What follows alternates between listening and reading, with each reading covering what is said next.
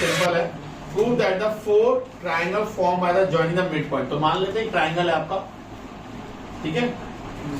अब A B C mid points को आप एक्स वाई जेड मान लें, ठीक है। तो आपको खुद मानना पड़ेगा क्योंकि इसमें कुछ नहीं गिवन, इसमें सिर्फ गिवन है prove that the four triangle form by the joining the pair of the mid point of the three side of a triangle are congruent to each other. ये बोल रखा है। तो मैं आपसे बोल रहा हूं कि मान लो let triangle ABC is the triangle, आपने माना ABC is triangle and X Y Z are the midpoints of X किसका है, AB का, Y किसका है, AC का, एंड Z किसका है, BC का, रिस्पेक्टिवली। पता है ना वर्ड कब यूज करते हैं? X इसका, Y इसका, Z इसका। कोई इसको स्कोर बता दो भाई, मरने वाला है। तो इधर आओ ना भाई, किसने बोला मर गया ना,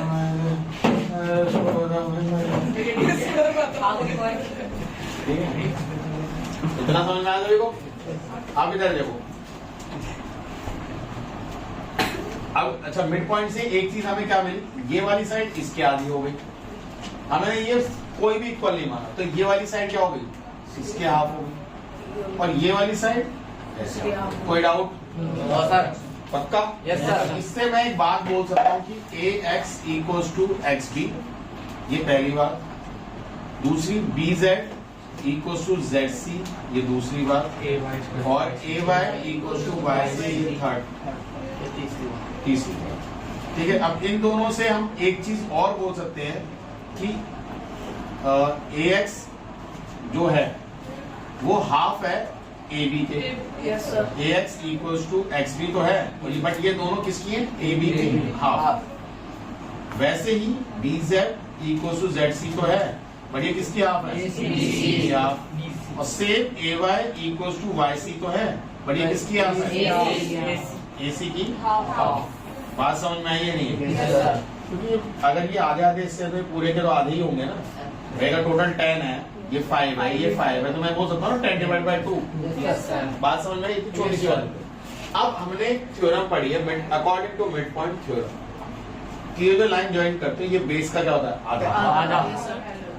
पैरेलल का मुझे अभी रोल नहीं है, बट आधा होता है, ये तो सबको पता है। तो according to mid point theorem क्या भैया कि X Y यहाँ पे पूरा लिखना है, if B join two mid points of a side of a triangle, then it is parallel and half of the third side.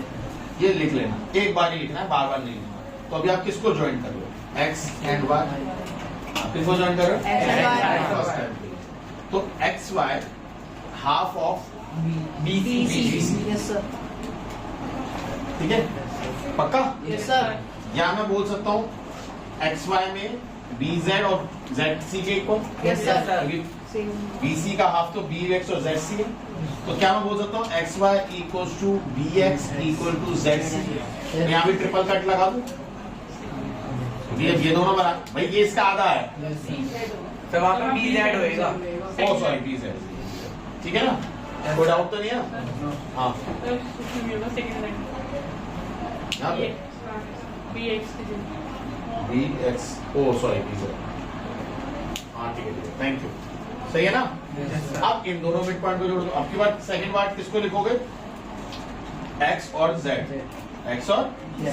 तो X और Z को जब जोड़ोगे फिर मिड पॉइंट आप ऑलरेडी लिख चुके, तो अब की बार ये किसका आधा होने वाला है, AC। तो XZ is half of AC। तो मैं बोल सकता हूँ XZ इक्वल्स टू क्या होगा, AY Y is equal to Y। बोल सकता हूँ। तो यहाँ पे डबल कट लग रहा है, तो इस पे डबल कट लगा दो, लगा दो नहीं लगा दो। अच्छा, तीसरी बार बताओ फटाफट क्या होगा, Y और Z। आपके पास Y है, तो मैं बोल सकता हूँ YZ equals to half of A। मैं बोल सकता हूँ YZ इक्वल्स टू तो यहाँ पे अगर सिंगल कट रहेगा तो इसे जोड़ के सिंगल कट लगा दो। ठीक है, अब चार ट्रायंगल तो हमें दिख रहे हैं साफ साफ। पहला ट्रायंगल है 4 ट्राइंगल। पहला ट्राइंगल आपका है ट्राइंगल AXY। दूसरा ट्राइंगल क्या है? ट्राइंगल ये वाला ले लो XBZ। दूसरा थर्ड XYZ ले लो XYZ। और चौथा बताओ YZC। तो मुझे एक बात बताओ, हर छोटे ट्राइंगल में 3 कट नहीं दिख रहे? दिख रहे हैं? Yes, sir. भाई इसमें भी वही एक कट है 1 सॉरी इस वाले का देखो 1 एक कट 2 कट 1 कट। इस ट्राइंगल में तीनों। इसमें देखो 1 कट 2 कट 3 कट। इसमें देखो 1 2 3। इसमें देखो 1 2 3। तो सारे इक्वल है। हो गए कॉन्ग्रुएंट नहीं हो गए? Yes, sir. मैंने क्या बोला? चारों को कॉन्ग्रुएंट करो। हो गए कॉन्ग्रुएंट। भाई समझने की लाइन तो सिर्फ ये थी एक। अगर आप पिक्चराइजेशन से समझ गए इस क्वेश्चन को, सिर्फ लिखना ही है, इसमें और कुछ नहीं करना था। इसमें करना क्या है? आपने ये मिड पॉइंट माना तो ये आधे आधे हो गए थे। आपने इसे मिड पॉइंट माना, ये आधे आधे हो गए। आपने इसे मिड पॉइंट माना, आपने जैसे जोड़ा तो आपको पता नहीं होगा ये इसका आधा है, तो जो डबल कट है वो यहाँ लगा दो। अब ये जो जोड़े तो ये इसका आधा है, तो जो ट्रिपल यहाँ, ये सिंगल तो यहाँ। रटना नहीं है, समझना है। समझ में आई बात? ये नहीं है? जब ये आ गया तो मुझे बताओ पहले ट्राइंगल, दूसरे ट्राइंगल और तीसरे ट्राइंगल मैं ऐसे लिख रहा हूँ। तो भैया इस ट्राइंगल में मैं लेना होगा AX सिंगल कट। तो इसमें कौन है? BX XB जो भी ले लो, है ना? Yes, sir. इसमें कौन है? YZ। इस वाले में ना YZ, हाँ ठीक है। और इस वाले में BYZ। इसमें तो YZ ही होगा। चौथे में। अच्छा इसमें डबल कट कौन है? AY। दूसरे वाले में कौन है डबल कट? XZ। तीसरे वाले में कौन है डबल कट? यही तो है। अबे ये वाला है सेकंड, ये फर्स्ट है, ये सेकंड है, ये थर्ड है, ये फोर्थ है। कंफ्यूज मत हो। और अगले वाले बताओ डबल कट। Very good. अगला बताओ फटाफट जल्दी से। अगले बताओ XY तो है उसमें भी। By side side side triangle AX all 4 triangle are congruent. खत्म। सारी में सबकी साइड इक्वल आई तो चारों के चारों कॉन्ग्रुएंट है। अब इसका नेक्स्ट वाला होमवर्क से करना। अब बता रहा हूँ, घबराना मत। ये बहन के अब हमें होमवर्क दे दिया यार, छूटते होमवर्क दे देते हैं। ये ट्राइंगल आपकी बार इक्विलेटरल बोला है। क्या बोला है? इक्विलेटरल। अब इसको मैं थोड़ा यहाँ समझाने की कोशिश कर रहा हूँ। देखो अगला वाला इक्विलेटरल बोला है, तो इक्विलेटर का वर्ड का मतलब ये नहीं कि सारी साइड बराबर। तो अगर मैं मिड पॉइंट पकड़ूंगा इनके, मान लो सब 10 थी, सबके मिड पॉइंट बनाए तो सब 5 5 हो गए। तो सब में सिंगल कट ना लगे तो क्या डबल कट लगा? तो सब आपस में इक्वली तो है। अब आप यहाँ मिड पॉइंट लगा रहे। मिड पॉइंट मुझे बताओ इसके भी इक्वल नहीं होगा? इसके आधा, तो ये भी तो अगर आधा है तो यहाँ भी सिंगल कट, फिर इसे जोड़ोगे, ये इसके इक्वल नहीं होगा, फिर इसे जोड़ोगे, फिर ये इसके इक्वल नहीं होगा। तो चारों में सब एक एक कट ही आ रहा है, तो ये सारी की सारी क्या है? इक्विलेटरल ट्रायंगल है। ये भी इक्विलेटरल क्योंकि तीनों साइड बराबर है, ये भी इक्विलेटरल तीनों साइड। ये भी कर सकते हो नहीं कर सकते हो? पिछले बार वाले की तरह ही तो है, डिट्टो से कर लोगे या नहीं कर लोगे? अगर वो आपसे पूछे कि भैया सारे एंगल का सम कितना होगा, तो वही इक्विलेटरल के सारे एंगल का सम क्या होगा? अगर सारे एंगल x मान लोगे तो सम क्या होगा सबका? x plus x equal to 180। 3x equal to 180 कितना होगा? 60। वो ज्यादा ये पूछ सकते हो। कर लोगे या नेक्स्ट? पहले से कॉपी करो। And BE are the medians. तो AD ये दिख रही है? मीडियन वर्ड का मतलब होता है कि वो सामने वाली साइड पे जहाँ पे वो गिर रही है उसको हाफ हाफ कर। तो ये और ये बराबर है पहला। और BE ये वाली, यानी अब देखो ये और बचा हुआ पार्ट EC। तो अगर मैं बोलूं AD मीडियन है तो यानी BD और DC क्या है? Equal. And D is the mid point. ये बात समझ में आई है? नहीं कि D मिड पॉइंट है और BD और DC क्या है?